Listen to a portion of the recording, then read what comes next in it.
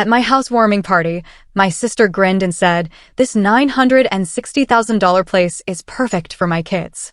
Then my mom chimed in, "Start packing, we'll help you move out." I didn't argue. I just smiled, pulled out my phone, and opened a document. "Remember when you kicked me out at 18? I asked calmly. "I bought this house with the company I built after that, and your names aren't on anything." Their faces dropped. Suddenly, it wasn't their dream home anymore.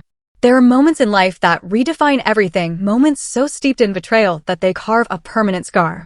For me, that moment wasn't a car crash or a sudden illness. It was my 18th birthday, a night that unleashed a shocking cascade of injustice and set me on a path I never saw coming. What you're about to hear is how I navigated the most profound betrayal, right in the heart of my own family. Stick around, because this isn't just my story. It's a testament to finding your own strength when everyone else fails you. Growing up in a middle-class Boston neighborhood, life looked pretty typical from the outside. We weren't rich, but we were comfortable. 2 parents, 2 daughters, even a golden retriever named Rusty. But beneath that perfect facade, cracks were forming. I was just 12 when my dad announced he was moving out. The divorce itself was quiet, no shouting, no drama, just a silent unraveling. What came next, though, that's what really set the stage for years of family dysfunction. My older sister, Cassandra, was 15 at the time. By 22, she was married to Eric, a seemingly wealthy investment banker. Their wedding was lavish. Mom blew nearly $50,000 she didn't have, convinced that a daughter only gets married once. I was 19, juggling 2 jobs and community college, barely scraping together enough for my bridesmaid dress. Within a year, Cassandra was pregnant with Thomas, who instantly became the center of Mom's world. Natalie followed 2 years later, then Benjamin 3 years after that. With each child, Cassandra's sense of entitlement grew, especially when it came to family support, financial or otherwise. Despite marrying into money, she and Eric lived beyond their means. Their suburban house was too big, their cars too flashy, their vacations too extravagant. And every time they hit a financial snag, Mom was there to bail them out, often at my expense. "Your sister has 3 children to feed," Mom would say. "What do you need extra money for anyway? Books? Can't you just use the library?"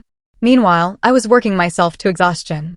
My goal was a computer science degree, but even with scholarships, the financial burden was immense.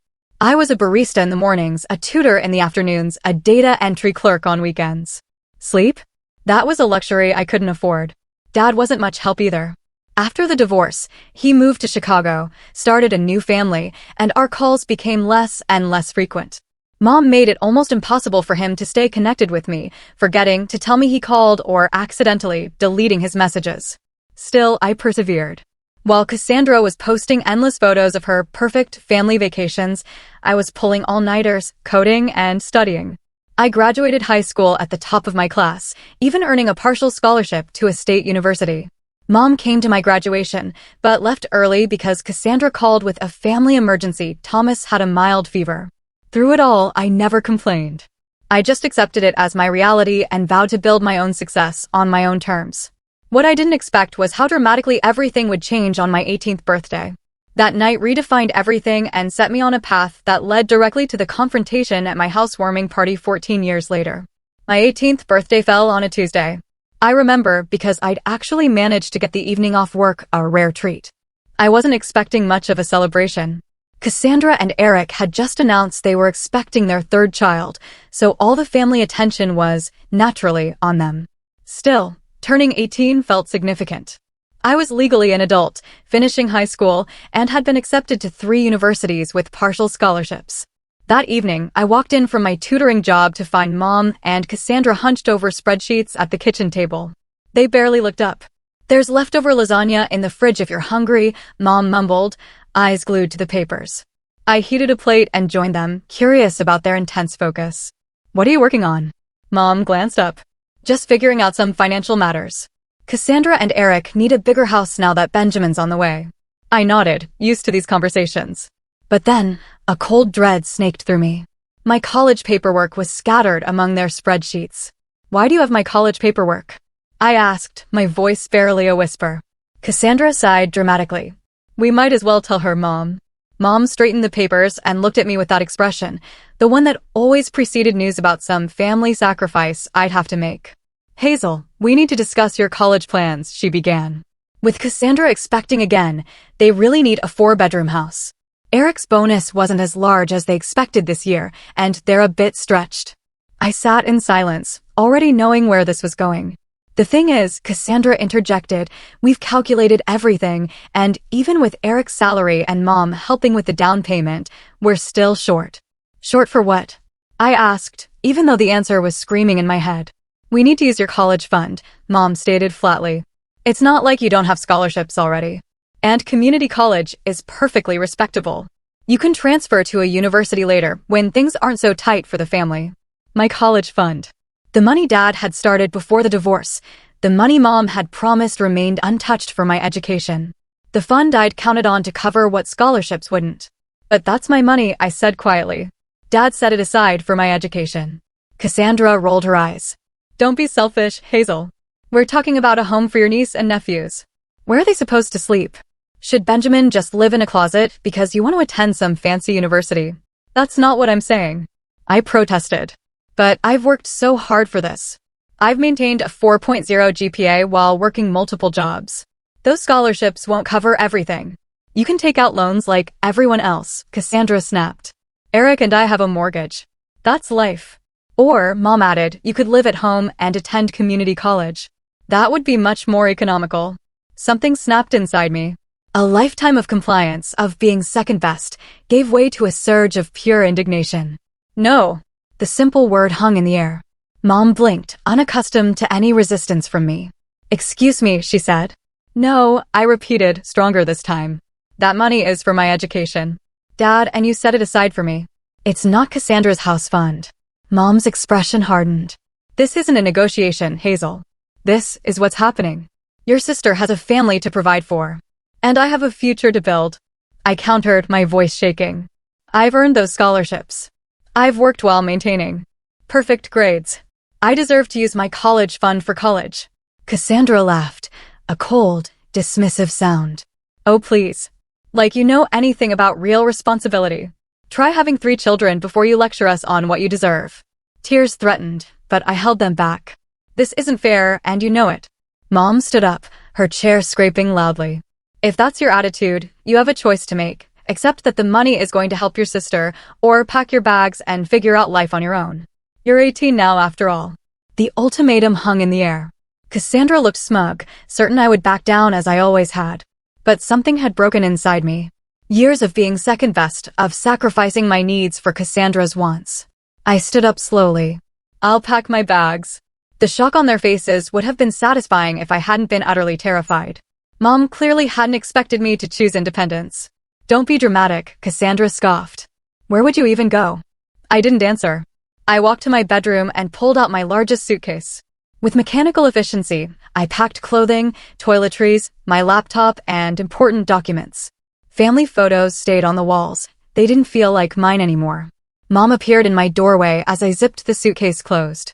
You're being ridiculous. Sleep on it, and we'll discuss this rationally in the morning. There's nothing to discuss, I replied, surprised by my own calm. You've made your position clear. I'm making mine clear too. I wheeled my suitcase past her, grabbed my backpack, and stepped out into the night. No one called after me. No one tried to stop me.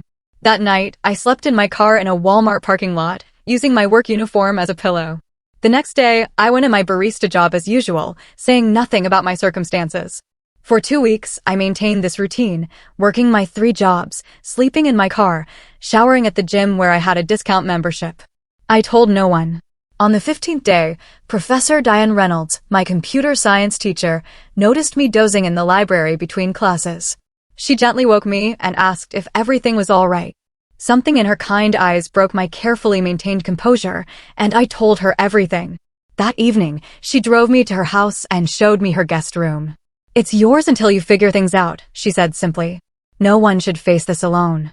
Professor Reynolds became more than a teacher. She became my mentor, my advocate, and the first person who truly believed in my potential without conditions. She helped me secure additional scholarships, guided me through financial aid applications, and gave me a key reference for an internship that would eventually change my life. The night I was kicked out shaped everything that followed. It taught me that I was truly on my own, but also that chosen family could be more supportive than blood. Most importantly, it showed me my own strength, a strength I didn't know I possessed until I was forced to find it. With Professor Reynolds' support, I managed to cobble together enough financial aid, scholarships, and part-time work to attend a nearby state university. It wasn't Boston University, but it had a solid computer science program, and I was grateful for the opportunity. College life was drastically different for me than for my peers. While they attended parties and joined clubs, I worked multiple jobs to stay afloat.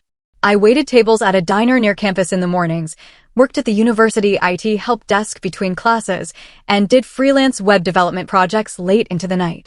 Sleep became a luxury. Social life? Non-existent. Despite this grueling schedule, I maintained a perfect GPA. The computer science curriculum came naturally, and I often found myself helping classmates who struggled with programming concepts. One of these classmates was Stephanie Chin, a brilliant but unfocused student who would become my best friend and eventual business partner. Stephanie and I were opposites in many ways. Where I was methodical and cautious, she was impulsive and creative. I excelled at back-end programming. She had an eye for user experience and design. Together, we complemented each other perfectly. In our junior year, we started discussing an idea for a financial management app aimed at young adults. Most existing tools were designed for people already financially stable, not for those living paycheck to paycheck like we were. We recognized a gap in the market and believed we could fill it. Using the Campus Entrepreneurial Center's resources, we developed a prototype during our senior year. We called it Sens, an app that helped users visualize spending patterns, automate savings, and build credit responsibly. Our professors were impressed, but more importantly, our fellow students found it genuinely useful. After graduation, Stephanie and I faced a decision: take stable corporate jobs or pursue our startup dream. The safe choice was tempting, especially given my financial insecurity. But I remembered Professor Reynolds' words: sometimes the riskiest path leads to the greatest rewards. We took the risk, moving into a tiny, roach-infested apartment to save money. We devoted ourselves entirely to developing senators I coded while eating ramen noodles. Stephanie designed user interfaces until dawn. We attended every networking event, pitch competition, and startup workshop we could find. 6 months of rejections followed. Investors thought we were too young, too inexperienced, or focusing on the wrong demographic.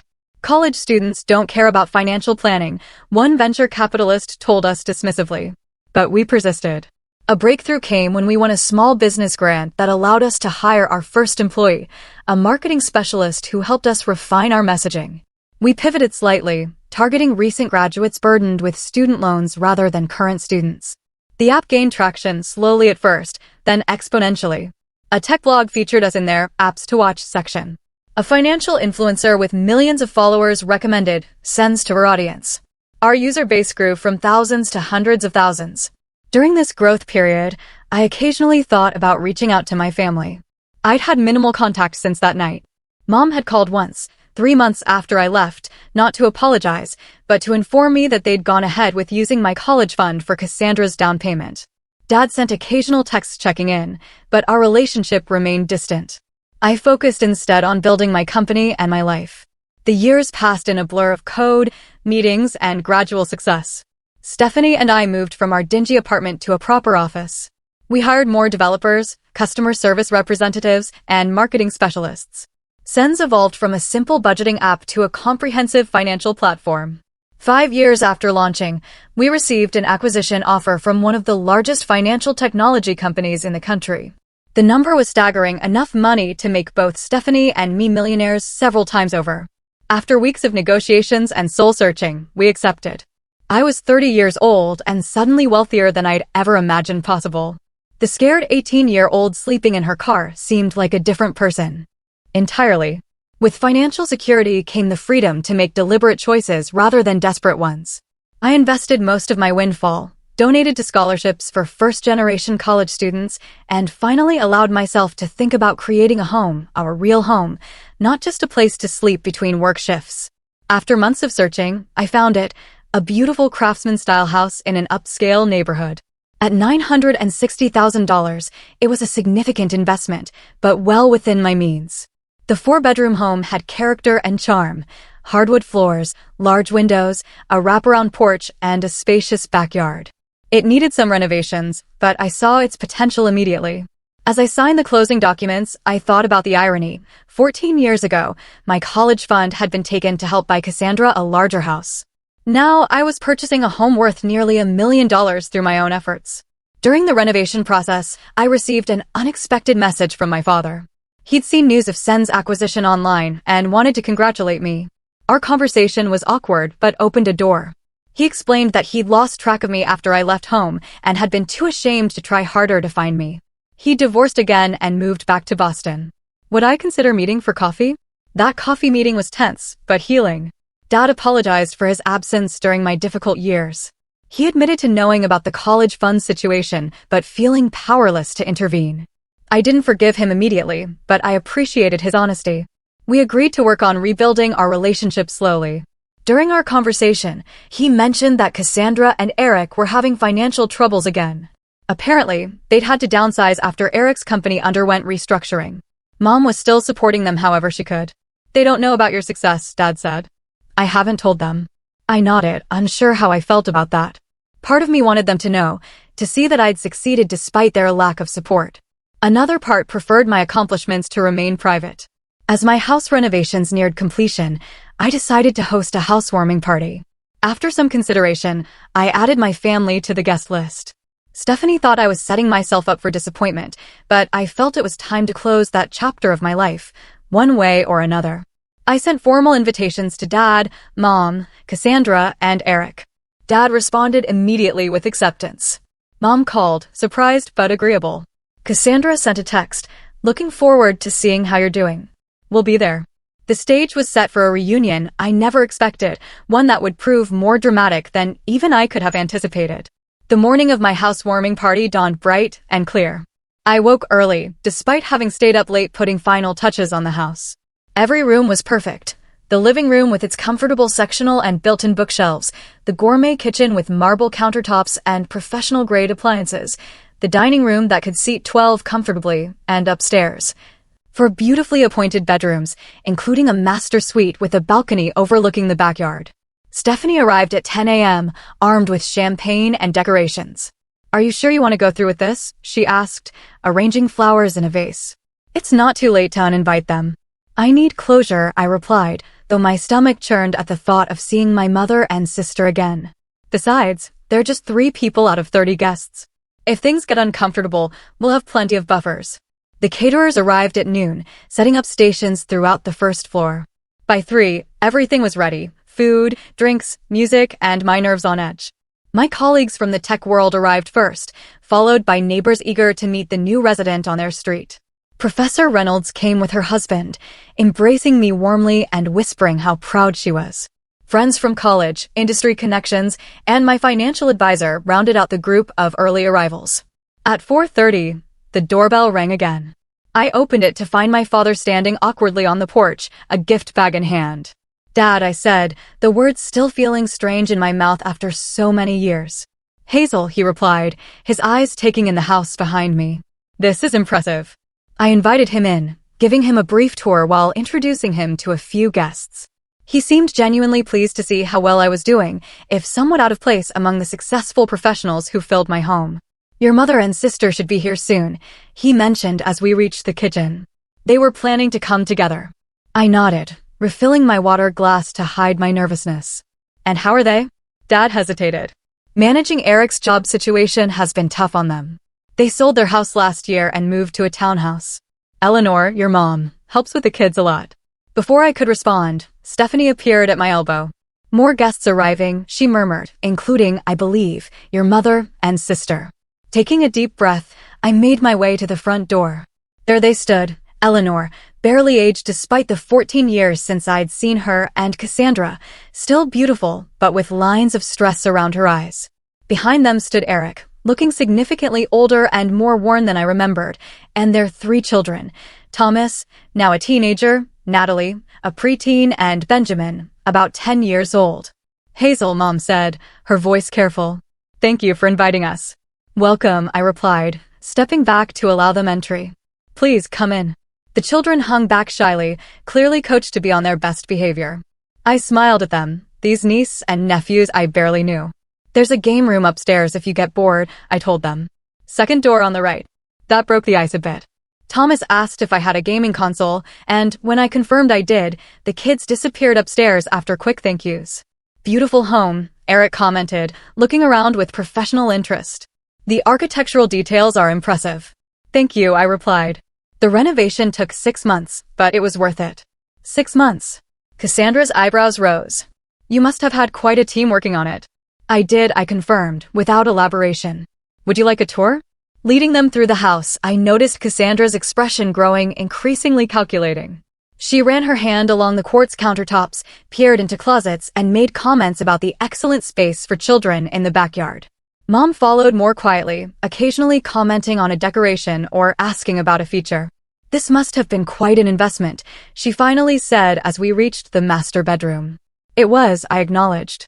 But I've been fortunate in my career. What exactly do you do now? Cassandra asked, sitting uninvited on the edge of my bed. Dad mentioned something about an app. I gave them the abbreviated version of my success story, watching their expressions shift from polite interest to stunned realization. You sold your company for millions? Cassandra clarified, her voice higher than normal. We did, I confirmed. The timing was right.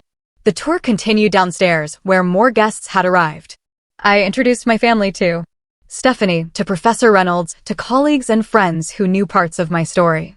Throughout these introductions, I noticed Mom and Cassandra huddled in corners, whispering intensely. Eric seemed disconnected from their conversations, instead engaging genuinely with my tech industry friends. An hour into the party, I clinked a glass to gather everyone's attention. Thank you all for coming to celebrate this new chapter with me, I began. This house represents not just a place to live, but a milestone I once thought impossible. I'm grateful to everyone who supported me along the way. As I finished my brief speech, Cassandra stepped forward. As Hazel's sister, I'd like to say something too. Her voice carried the confident tone I remembered from childhood, the voice that usually preceded her getting exactly what she wanted. Family is everything, she continued, placing her hand on my arm. And seeing Hazel's beautiful home today has made me realize how perfect this would be for our family. A confused murmur ran through the guests. What Cassandra means, Mom interjected smoothly, is that we're so proud of Hazel for creating a space where family can gather. No, Cassandra corrected, her grip tightening on my arm. What I mean is that this house would be perfect for my family. With Eric's job situation and the kids needing good schools, we've been looking for exactly this kind of home in exactly this neighborhood. The room fell silent. Even the caterer stopped moving. Cassandra. Eric started, his face reddening. This isn't the time or place. It's exactly the time, she interrupted. Hazel's always wanted to help family. She's single, no kids, and clearly doing well financially. This 4-bedroom house is wasted on one person when we have 3 growing children who need space and stability. Mom nodded in agreement. Family. I stood frozen, unable to believe what I was hearing. After 14 years of no contact, after taking my college fund, they were now suggesting, no, expecting, that I would give them my house. Hazel, Mom continued, her voice taking on the authoritative tone I remembered all too well, you need to pack your bags and find somewhere smaller. A condo downtown would suit your lifestyle much better. And it would mean the world to your sister's family. Cassandra was already walking around the living room, pointing out changes they'd make. Thomas could take the bedroom with the bay window. Natalie would love the purple room. And Benjamin would have so much space for his toys in the smallest bedroom. Mom joined in. After all Cassandra's been through, she deserves this. It's the least you could do as her sister. The room had gone completely silent. My guests looked between us in horrified fascination. Stephanie had moved to my side, her presence supportive but silent. I took a deep breath, feeling strangely calm despite the outrageous scene unfolding. I have something to show you, I said quietly, retrieving my phone from my pocket. Using the smart home system, I connected my phone to the large television in the living room. With a few taps, I pulled up a document and projected it onto the screen. What's this? Cassandra asked impatiently. This, I replied, is a restraining order I filed 14 years ago after you kicked me out on my 18th birthday. The room fell into stunned silence as the legal document displayed on the screen. Even the caterers stood frozen with trays in hand. What are you talking about? Mom's voice broke the silence, her tone a mixture of confusion and indignation. We never kicked you out. You chose to leave. I kept my voice level, years of carefully maintained composure serving me well. You gave me an ultimatum on my 18th birthday, except that my college fund would go to Cassandra's down payment or pack my bags. I packed my bags. You didn't stop me. That was a disagreement, not an eviction, Cassandra scoffed, though her eyes remained fixed on the document. You were being dramatic. I slept in my car for 2 weeks, I replied simply. In February. In Boston. A murmur ran through the gathered guests. Dad stepped forward, his face ashen. I didn't know it was that bad, he said quietly. You never told me. Would it have mattered? I asked. He had no answer for that. I swiped to the next document on my phone. This is more interesting though. This is why I filed the restraining order. The screen now showed credit reports and loan applications, all in my name, all from the period immediately after I left home. What is this? Eric asked, moving closer to the screen. His financial background allowed him to understand what he was seeing before the others. After I left, someone opened 3 credit cards and took out a personal loan in my name, I explained. They had my social security number, my birth certificate, and enough personal information to pass security questions. The total debt was just over $45,000. Mom's face had gone white. Cassandra suddenly became very interested in her wine glass. Fortunately, I continued. The detective who helped me was thorough. The credit cards were used at stores Cassandra frequented. The loan money was deposited into an account that then transferred the exact amount to your joint checking account, Eric. Eric turned slowly to face his wife. You told me that money was from your mother, a gift to help with the down payment. It was. Cassandra insisted. Mom helped arrange it. By committing identity theft against your own daughter, Professor Reynolds spoke up, her academic demeanor giving way to protective anger. That's a felony, in case you weren't aware. I'm sure there's been some miss. This is the police report I filed, I interrupted, swiping to another document. I had enough evidence to press charges for identity theft and fraud. The detective was particularly interested in this loan application. I zoomed in on a signature where someone attempted to forge my signature but spelled my middle name incorrectly. Cassandra's hand shook so badly she had to set down her wine glass. If you filed charges, why weren't we arrested? She challenged, though her voice lacked conviction.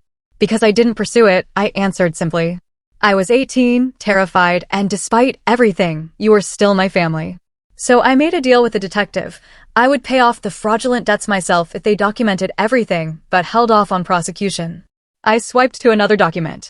This is proof of payment. Every cent of that $45,000, plus interest, paid by me over 3 years, while I was putting myself through college, working 3 jobs, sleeping 4 hours a night, eating ramen noodles to survive.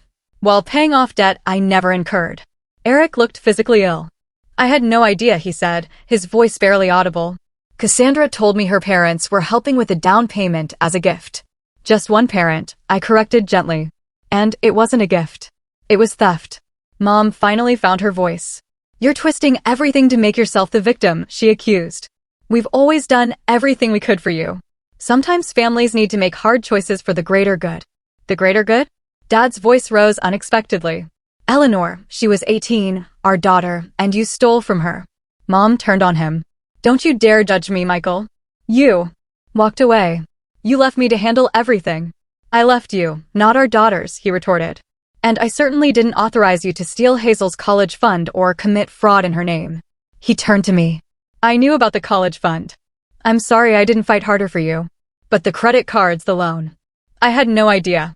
I nodded, accepting his partial apology for what it was. Cassandra, seeing support crumbling, changed tactics. It was a difficult time, she said, tears welling in her eyes. We had a baby, needed a home. Mom was just trying to help us. And you weren't around to ask. If you'd stayed, communicated, maybe things would have been different. Maybe, I acknowledged. But that doesn't justify fraud. I swiped to another document. This might interest you too, Eric. While investigating the identity theft, I discovered quite a bit about your family finances. These are records of 6 failed business ventures Cassandra invested in without your knowledge, using joint funds. The total losses exceeded $200,000 over 8 years. Eric's face drained of color. What business ventures? Her college friend Megan's clothing boutique, her cousin's restaurant, a subscription box service for luxury pet products, among others, I listed. All failed within a year. All received substantial investments from your family accounts. Those were personal loans to friends. Cassandra protested weakly. They were going to pay back everything with interest. Is that why you hid the paperwork? The room had become uncomfortably tense. Guests were looking for exits, unsure whether to stay for this clearly private family meltdown. I think I said clearly that we've gotten off track. You came here today to claim my home for yourselves, based on the assumption that I would once again sacrifice my needs for Cassandra's wants. I'm making it clear that will never happen again. So you'll throw your own sister's family out on the street? Mom demanded. Where's your compassion? My compassion? I laughed, though there was no humor in it. Where was your compassion when I was sleeping in my car in winter? Where was your compassion when you stole my identity and left me with crushing debt before I'd even started college? Mom opened her mouth, then closed it again. I'm not throwing anyone out on the street, I continued, more gently. But I'm not giving up my home. If you need financial help, I'm willing to discuss setting up education funds for Thomas, Natalie, and Benjamin. They're innocent in all this, and I'd like to know my niece and nephews. We don't need your charity. Cassandra snapped, though Eric's expression suggested otherwise. It's not charity, I replied. It's family helping family the right way. Mom grabbed her purse. I think we've heard enough. Cassandra, children, we're leaving. The children are upstairs playing video games, I reminded her. And I think Eric might want to stay. Eric nodded slowly. I need to understand exactly what's been happening with our finances, he said. The kids will be fine for a while longer. Fine. Mom snapped. Cassandra, let's go.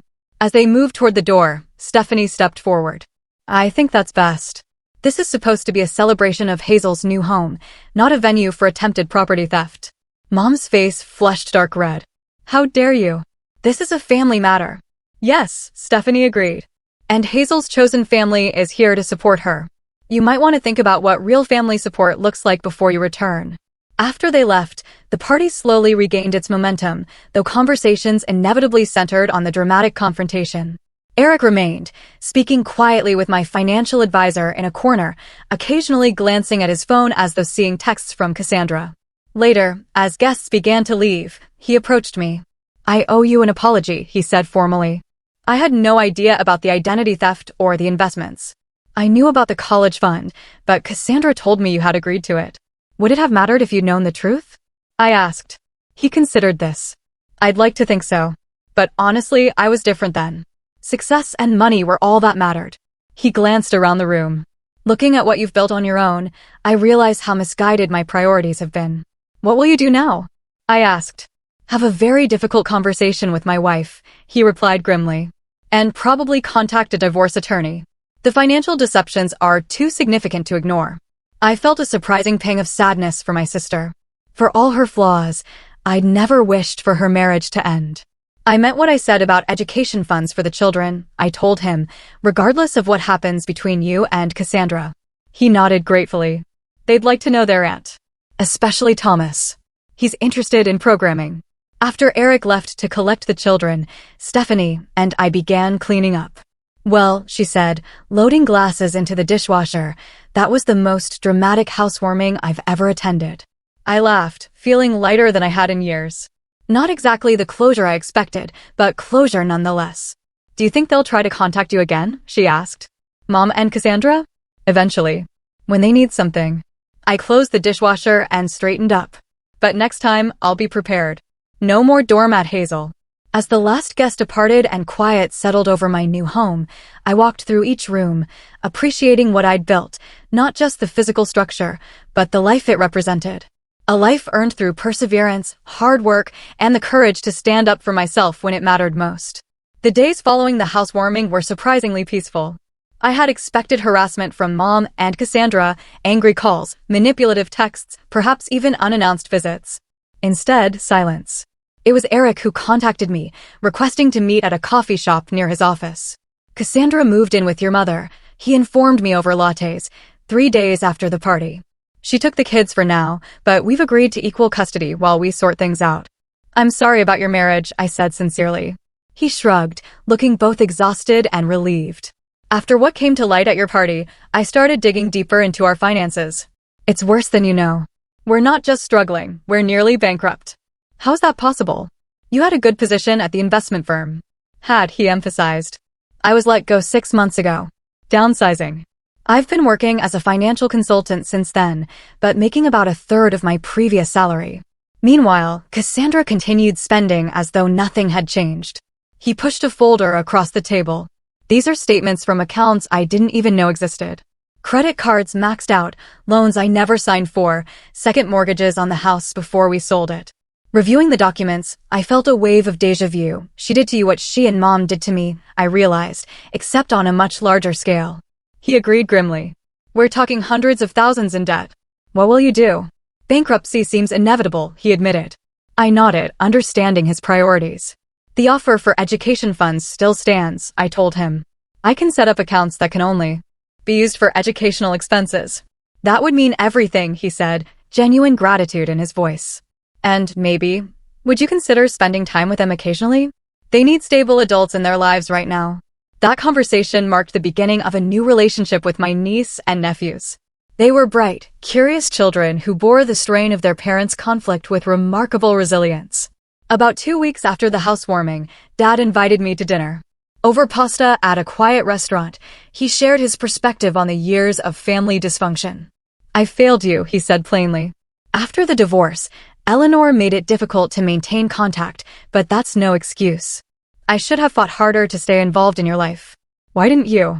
I asked, the question I'd held for 14 years finally finding voice. He sighed deeply. Partly guilt. The divorce was my fault. I had an affair with my second wife before leaving. Eleanor knew, and she used that as leverage to control everything, including access to you girls. This revelation shifted my understanding of our family dynamics, though it didn't excuse his absence. I also failed to protect your college fund, he continued. It was in a joint account with Eleanor. I trusted her to use it appropriately, despite our problems. When I found out what happened, I was too ashamed to confront you about it. You could have helped me, I pointed out, when I was sleeping in my car. I didn't know, he insisted. Eleanor told me you'd moved in with a friend from school. By the time I learned otherwise, months had passed, and you'd stopped responding to my messages. We talked for hours that night, untangling years of misunderstandings, half-truths, and outright lies. Dad wasn't blameless, but I came to understand he had been manipulated by Mom almost as much as I had been. Your mother wasn't always like this, he explained. After Cassandra was born, something changed. She became obsessed with creating a perfect life for her, often at your expense. I tried to balance things to advocate for you, but it only created more conflict. Why the favoritism? I asked, the question that had haunted my childhood. He considered this carefully. I think Cassandra reminded Eleanor of herself, the self she wanted to be, beautiful, socially adept, traditional. You were more like me, analytical, independent, questioning. And I think that scared her. 2 days after my dinner with Dad, I received the first contact from Cassandra, a lengthy email that oscillated between apology and justification. She acknowledged the identity theft, but blamed financial desperation and Mom's influence. She expressed regret for the housewarming confrontation, but maintained that her family's needs should take priority over my extravagance. Classic Cassandra, Stephanie commented when I showed her the email. Apologizing without actually accepting responsibility. At least she's acknowledging what happened, I replied, more generous now that I was safely beyond her manipulation. That's progress. Mom's approach was more direct. She began calling daily, leaving voicemails that evolved from angry accusations to tearful pleas. Families should forgive each other, she insisted in one message. We made mistakes, but so have you, by embarrassing us in front of your friends. I didn't respond to either of them immediately, focusing instead on establishing clear boundaries with my therapist, Dr. Jennifer Blake. Your mother and sister exhibit classic patterns of manipulative behavior, Dr. Blake observed during one session. They're used to you eventually giving in. Your continued boundary setting is unfamiliar and threatening to them. I feel guilty sometimes, I admitted, especially about the kids being caught in the middle. That's natural, she assured me. But remember, you're modeling healthy boundaries for those children, and you're supporting them directly through the education funds and quality time. That's genuine family support, not the conditional kind you received. As weeks passed, the situation with Eric and Cassandra deteriorated further. Their divorce proceedings revealed even more financial deceptions. Eric filed for bankruptcy as planned. Cassandra and the children continued living with Mom, whose modest home was now overcrowded and tense. 6 months after the housewarming, Eric secured a better position at a smaller firm and rented a 3-bedroom apartment. The custody arrangement gave him the children every other week. During his weeks, I would often visit, helping Thomas with programming projects or simply providing another supportive adult presence. It was during one of these visits that Eric mentioned Cassandra had begun therapy. Her therapist suggested it might help with the divorce and financial issues, he explained. I'm skeptical about her commitment, but it's a start. Around the same time, I finally agreed to meet with Mom for coffee. The conversation was strained but civil. She had aged visibly in the 6 months since the party. Living with Cassandra and the children is challenging, she admitted. There's no privacy, no peace. And her spending habits. She trailed off, shaking her head. You enabled those habits, I pointed out gently, for her entire life. I wanted her to have everything I didn't, Mom replied, a rare moment of self-awareness. I grew up poor, wore hand-me-downs, never had the nice things other girls had. I swore my daughter would have better. You had 2 daughters, I reminded her. She had the grace to look ashamed. I know. I convinced myself you were stronger, more independent, that you didn't need the same support. It wasn't a full apology, but it was as close as she'd come. More surprisingly, Dad also revealed how Eleanor had manipulated their finances during their marriage. She opened credit cards in my name too, he admitted. It was one of the factors that drove me to leave, though that doesn't excuse my affair. Did you press charges? I asked. No, he sighed. Like you, I wanted to protect the family. Despite everything, I paid off the debts and tried to move on. This pattern of financial manipulation, spanning decades, helped me understand that Mom's behavior wasn't just about favoritism. It reflected deeper issues with control, entitlement, and perhaps undiagnosed mental health challenges. Meanwhile, Cassandra's journey through therapy seemed to be yielding genuine growth. Our monthly lunches with the children evolved from awkward to cautiously pleasant. She found a job as an administrative assistant at a local company, her first real employment since marriage, and moved into a small apartment when living with Mom became unsustainable for both of them. I never learned to stand on my own, she confessed during one of our meetings. Mom did everything for me, then Eric took over. When everything fell apart, I had no idea how to function independently. Watching her struggle with basic adult responsibilities, budgeting, meal planning, home maintenance, I felt an unexpected compassion. Cassandra had been as much a victim of Mom's dysfunction as I had been, just in a different way. Her golden child status had crippled her ability to develop resilience and self-sufficiency. The children adapted to their new reality with remarkable flexibility. Thomas, now 11, thrived in the coding club I connected him with. Natalie discovered a passion for science that neither Cassandra nor Eric had noticed. Benjamin's dinosaur obsession evolved into a broader interest in natural history. I established college funds for each of them, structured so the money could only be used for educational purposes, a protection against history repeating itself. Eric and I developed an unexpected friendship built on mutual respect. He had faced the financial disaster head-on, slowly rebuilding his credit and career while being a more present father than he'd ever been during his marriage. The bankruptcy was humiliating, he admitted, but it forced me to confront reality. This was a more authentic version of Eric. Not all relationships could be salvaged, however. Mom continued to resist true accountability, oscillating between superficial apologies and subtle justifications. During one particularly difficult lunch, she suggested that my success was partially due to her tough love approach. If we hadn't pushed you out of the nest, would you have developed the same drive? She mused, as though my homelessness had been a calculated teaching moment rather than abandonment. I set down my fork carefully.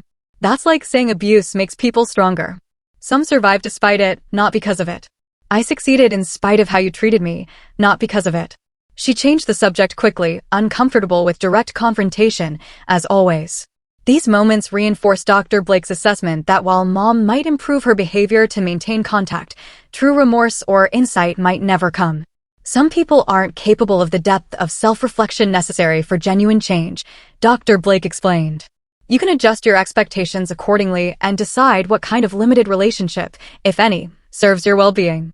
By the time my house's 1-year anniversary arrived, I had established clear parameters for family interaction, monthly lunches with Cassandra and the children, occasional coffees with Mom, regular dinners with Dad, and more frequent time with the kids during Eric's custody weeks.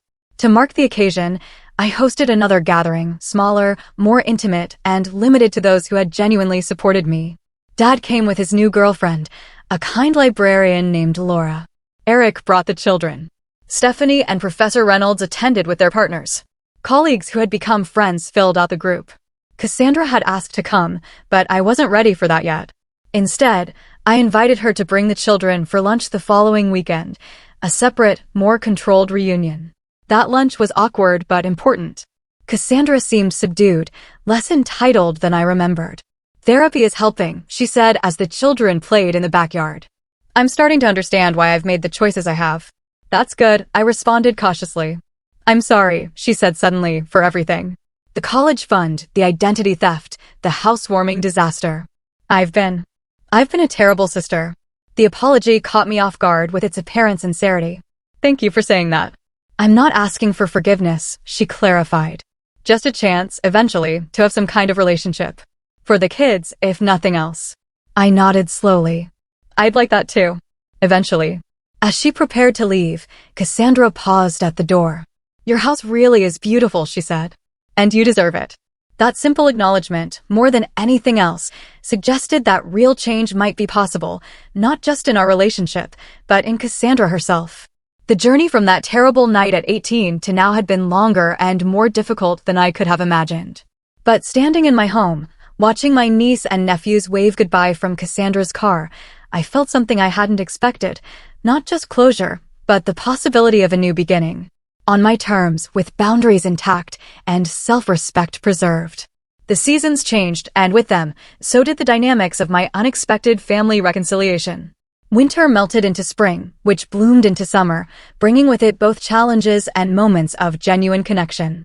Throughout this transformation, I maintained weekly sessions with Dr. Blake, processing each interaction and setting appropriate boundaries. Healing isn't linear, she reminded me during one particularly difficult session after a tense phone call with Mom. There will be setbacks, moments when old patterns resurface. What matters is how you respond to them. That wisdom proved invaluable as I navigated my evolving relationships. Mom continued to struggle with respecting boundaries, occasionally slipping into guilt-inducing comments or subtle comparisons between Cassandra's needs and my fortunate circumstances. Each time, I would calmly name the behavior and end the conversation if it continued, a strategy that gradually reduced these occurrences. I don't understand why you're so sensitive, she complained once after I called out a manipulative remark. Families should be able to speak freely with each other. Respect isn't being sensitive, I replied evenly. It's the foundation of any healthy relationship, including family ones. These small confrontations were exhausting, but necessary. I learned that maintaining boundaries wasn't a one-time declaration, but a consistent practice requiring vigilance and courage. Dad continued his efforts to rebuild our relationship, sharing stories about my childhood that Mom had controlled the narrative of for years. During one dinner, he revealed how he'd set up my college fund when I was just 2 years old, contributing to it monthly, even when finances were tight. I always believed in your potential, he told me. You were reading at 3, solving complex puzzles at 4. I knew you'd need educational opportunities to match your intellect. This information both healed and hurt, affirming that at least one parent had valued my future while sharpening the betrayal of how that fund was ultimately used. More surprisingly, Dad also revealed how Eleanor had manipulated their finances during their marriage. She opened credit cards in my name too, he admitted. It was one of the factors that drove me to leave, though that doesn't excuse my affair. Did you press charges? I asked. No, he sighed. Like you, I wanted to protect the family. Despite everything, I paid off the debts and tried to move on. This pattern of financial manipulation, spanning decades, helped me understand that Mom's behavior wasn't just about favoritism. It reflected deeper issues with control, entitlement, and perhaps undiagnosed mental health challenges. Meanwhile, Cassandra's journey through therapy seemed to be yielding genuine growth. Our monthly lunches with the children evolved from awkward to cautiously pleasant.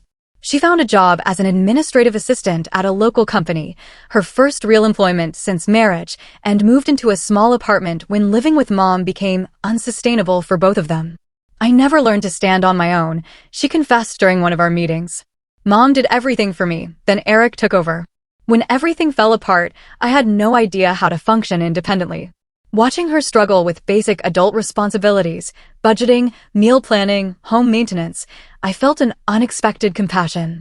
Cassandra had been as much a victim of Mom's dysfunction as I had been, just in a different way. Her golden child status had crippled her ability to develop resilience and self-sufficiency. The children adapted to their new reality with remarkable flexibility. Thomas, now 11, thrived in the coding club I connected him with. Natalie discovered a passion for science that neither Cassandra nor Eric had noticed. Benjamin's dinosaur obsession evolved into a broader interest in natural history. I established college funds for each of them, structured so the money could only be used for educational purposes, a protection against history repeating itself. Eric and I developed an unexpected friendship built on mutual respect. He had faced the financial disaster head-on, slowly rebuilding his credit and career while being a more present father than he'd ever been during his marriage. The bankruptcy was humiliating, he admitted, but it forced me to confront reality. This was a more authentic version of Eric. Not all relationships could be salvaged, however. Mom continued to resist true accountability, oscillating between superficial apologies and subtle justifications. During one particularly difficult lunch, she suggested that my success was partially due to her tough love approach. If we hadn't pushed you out of the nest, would you have developed the same drive? She mused, as though my homelessness had been a calculated teaching moment rather than abandonment. I set down my fork carefully. That's like saying abuse makes people stronger. Some survive despite it, not because of it. I succeeded in spite of how you treated me, not because of it. She changed the subject quickly, uncomfortable with direct confrontation, as always. These moments reinforced Dr. Blake's assessment that while Mom might improve her behavior to maintain contact, true remorse or insight might never come. Some people aren't capable of the depth of self-reflection necessary for genuine change, Dr. Blake explained. You can adjust your expectations accordingly and decide what kind of limited relationship, if any, serves your well-being. By the time my house's one-year anniversary arrived, I had established clear parameters for family interaction, monthly lunches with Cassandra and the children, occasional coffees with Mom, regular dinners with Dad, and more frequent time with the kids during Eric's custody weeks. To mark the occasion, I hosted another gathering, smaller, more intimate, and limited to those who had genuinely supported me. Stephanie brought her new fiancé. Professor Reynolds and her husband attended. Dad came with Laura, their relationship now serious. Eric brought the children for a few hours. Even Cassandra made a brief, pleasant appearance. Mom was notably absent, her choice after I refused to invite certain toxic family friends she'd insisted should be included. It was a small but significant victory in maintaining my boundaries. As evening fell and guests enjoyed dessert on the patio, Thomas approached me with his laptop. "Aunt Hazel, can you look at my code? I'm trying to build a game, but the graphics won't render properly." We sat together on the porch swing, troubleshooting his JavaScript errors while fireflies blinked in the gathering dusk. The simple moment, an aunt helping her nephew, family supporting family in healthy ways, brought tears to my eyes that I quickly blinked away. "You okay?" Thomas asked, noticing my emotion. "More than okay," I assured him. "Just happier here." Later that night, after everyone had left, I walked through my home, truly mine in every sense. The house had become a sanctuary, not just from the outside world, but from the damaging family patterns that had nearly destroyed me. Within these walls, I had established new traditions, new relationships, and a new definition of family based on mutual respect rather than obligation or manipulation. My journey from sleeping in my car at 18 to owning this beautiful home at 32 wasn't just about financial success. It was about reclaiming my worth, establishing healthy boundaries, and building a life aligned with my values rather than others' expectations. The relationships with my family would likely always be complicated. Mom might never fully acknowledge the harm she'd caused. Cassandra's growth might have limits. Dad's efforts to make amends couldn't erase years of absence. But I no longer needed their validation or approval to feel complete. The frightened 18-year-old who drove away from her childhood home with nowhere to go had found not just shelter, but strength. She had discovered that family is sometimes chosen, not born, and that standing in your truth, however painful, leads to authentic connection rather than the hollow performance of obligation. As I settled onto my porch with a cup of tea, watching the stars emerge in the summer sky, I felt a profound peace. The journey hadn't been easy, but it had led me exactly where I needed to be. Home, in every sense of the word. Have you ever had to set difficult boundaries with family members? I'd love to hear your experiences in the comments below. Remember that protecting your peace isn't selfish, it's necessary for your well-being. Like this video if it resonated with you, subscribe for more stories about overcoming family challenges, and share with someone who might need to hear that it's okay to stand up for themselves. Thank you for being part of this journey with me, and remember, your worth isn't determined by those who failed to see it.